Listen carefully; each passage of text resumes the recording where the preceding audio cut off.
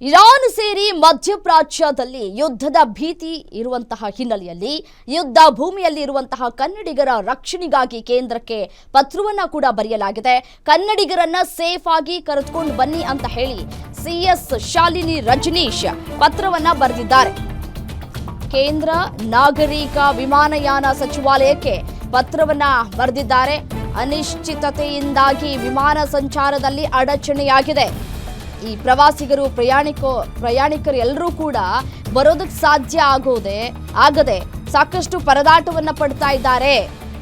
ಏರ್ಲೈನ್ಸ್ಗಳ ಮೂಲಕ ಪೂರಕ ವಸತಿ ಊಟದ ವ್ಯವಸ್ಥೆಯನ್ನ ಕಲ್ಪಿಸಿಕೊಡಿ, ವಿಮಾನದ ಟಿಕೆಟ್ ಮರು ಹೊಂದಾಣಿಕೆಗೆ ಅವಕಾಶವನ್ನ ನೀಡಬೇಕು, ಪರಿಸ್ಥಿತಿ ತಿಳಿಯಾದ ತಕ್ಷಣ ಪ್ರಯಾಣಿಕರನ್ನ ಕರೆಸಿಕೊಳ್ಳಬೇಕು, ಅಗತ್ಯ ವಿಮಾನಗಳ ವ್ಯವಸ್ಥೆಯನ್ನ ಮಾಡಿ ಅಂತ ಹೇಳಿ ಕೇಂದ್ರಕ್ಕೆ ಪತ್ರವನ್ನ ಕೂಡ ಈಗಾಗಲೇ ಬರೆಯಲಾಗಿದೆ.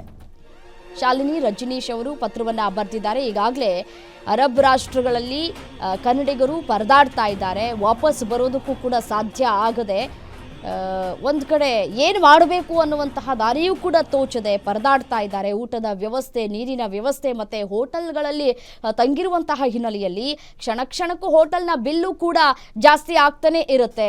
ಅವರೇನು ಕಡಿಮೆ ಏನು ಮಾಡ್ಕೊಳ್ಳೋದಿಲ್ಲ ಹೋಟೆಲ್ನವರು. ಈಗ ಯುದ್ಧ ನಡೀತಾ ಇದೆ, ಸೊ ಹಾಗಾಗಿ ನಾವು ಕಡಿಮೆ ಮಾಡ್ಕೊಳ್ತೀವಿ, ನೀವು ಆರಾಮಾಗಿ ಸ್ಟೇ ಮಾಡಿ, ನೀವು ಹೋಗೋ ತನಕ ನೀವು ಫ್ರೀಯಾಗಿರಿ ಅಂತಲೂ ಕೂಡ ಯಾರೂ ಹೇಳೋದಿಲ್ಲ.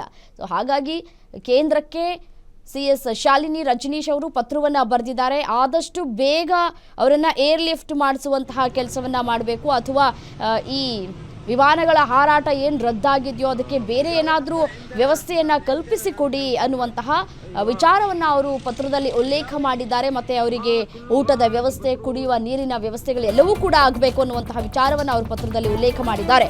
ನಿಮ್ಮೂರಿನಿಂದ ವಿಶ್ವ ಮಟ್ಟದವರೆಗೆ ರಾಜಕೀಯ, ಸಿನಿಮಾ, ಸ್ಪೋರ್ಟ್ಸ್ ಯಾವ ಸುದ್ದಿಯೂ ಮಿಸ್ ಆಗಲ್ಲ. ಬರೀ ಸುದ್ದಿಯಷ್ಟೇ ಅಲ್ಲ, ಜೊತೆಯಲ್ಲೇ ಇರುತ್ತೆ ವಿಶ್ಲೇಷಣೆ. ಗ್ಯಾರಂಟಿ ನ್ಯೂಸ್ ನ ಸಬ್ಸ್ಕ್ರೈಬ್ ಮಾಡಿ, ಫಾಲೋ ಮಾಡಿ, ಕ್ಷಣ ಕ್ಷಣದ ಅಪ್ಡೇಟ್ಸ್ ಪಡೆಯಿರಿ.